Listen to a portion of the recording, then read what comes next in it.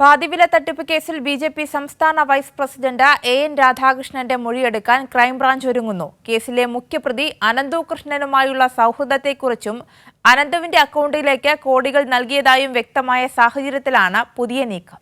BJP. നേതാവ് N Radhakrishnan പ്രസിഡന്റായ sign എന്ന സംഘടന അനന്തുകൃഷ്ണന്റെ 3 അക്കൗണ്ടുകളിലേക്കായി 42 കോടി രൂപ നൽകിയതായി ക്രൈംബ്രാഞ്ച് നേരത്തെ കണ്ടെത്തിയിരുന്നു. അനന്തുകൃഷ്ണനും എൻ രാധാകൃഷ്ണനും തമ്മിൽ നിരവധി കൂടിക്കാഴ്ചകൾ നടത്തിയിരുന്നതായി അനന്തുവിന്റെ ജീവനക്കാരും മൊഴി നൽകി. പദ്ധതിയുടെ തുടക്കം മുതൽ തന്നെ അനന്തുകൃഷ്ണന്റെ സ്ഥാപനവുമായി എൻ രാധാകൃഷ്ണന്റെ സൈൻ എന്ന സംഘടന കരാർ ഒപ്പിട്ടിരുന്നു. ഹൈക്കോടതി ജംഗ്ഷന് സമീപം അനന്തു വാടകയ്ക്കെടുത്തിരുന്ന ഫ്ളാറ്റിലെ പതിവ് സന്ദർശകനായിരുന്നു രാധാകൃഷ്ണൻ. ഇതെല്ലാം വ്യക്തമായ സാഹചര്യത്തിൽ അനന്തുവിന്റെ സ്ഥാപനത്തിലെ ഏതാനും ജീവനക്കാരുടെ മൊഴിയെടുപ്പ് കൂടി പൂർത്തിയായാൽ വൈകാതെ തന്നെ ക്രൈംബ്രാഞ്ച് എൻ രാധാകൃഷ്ണന്റെ മൊഴിയെടുക്കും.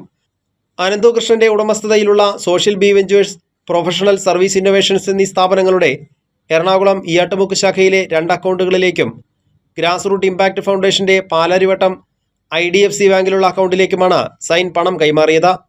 2023 അനന്തുകൃഷ്ണനും എൻ രാധാകൃഷ്ണനും ചേർന്ന പാതിവിലയ്ക്കുള്ള ഇരുചക്ര വാഹന വിതരണ പദ്ധതിക്ക് തുടക്കമിട്ടത്.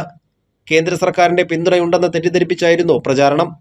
എൻ രാധാകൃഷ്ണന്റെ ചിത്രം പതിച്ച പോസ്റ്ററുകളും ഫ്ലക്സുകളും വ്യാപകമായി പ്രചരിപ്പിക്കുകയും ചെയ്തിരുന്നു.